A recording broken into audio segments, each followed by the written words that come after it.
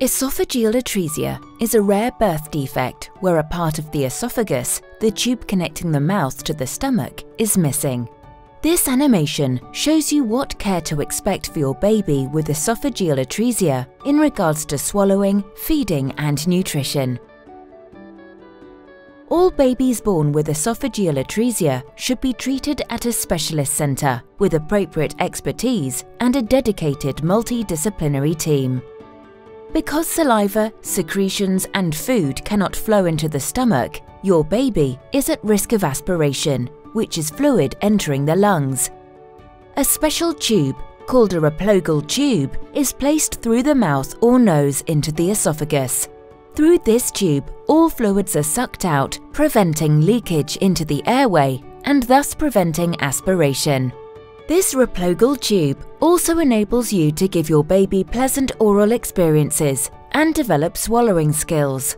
With this tube in place, you may be able to give your baby a small taste of breast milk before their esophagus is repaired using a pacifier or dummy. In rare circumstances, when the baby needs a delayed repair, sham feeding may be helpful. In sham feeding, a baby's feed is provided orally but sucked out by the replogal tube.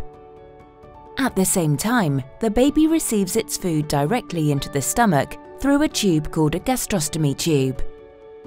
This can help the baby associate oral feeding with milk entering the stomach.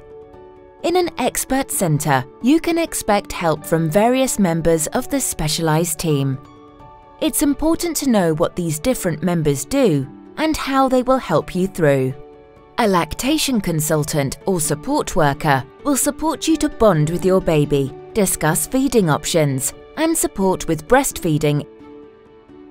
A specialised swallowing therapist can assess your baby's swallowing and feeding and, if necessary, offer ongoing specific therapy and advice. A nutrition therapist will ensure that your baby meets all their nutritional requirements to support optimal growth. For the first year after surgery, we recommend that an outpatient review, including a nutritional assessment, takes place every 3rd month. From then on, these assessments are recommended to occur every 2nd year until transition to adult care. Lifelong follow-up is now recommended for those born with esophageal atresia. Peer support can be accessed through patient and family support groups.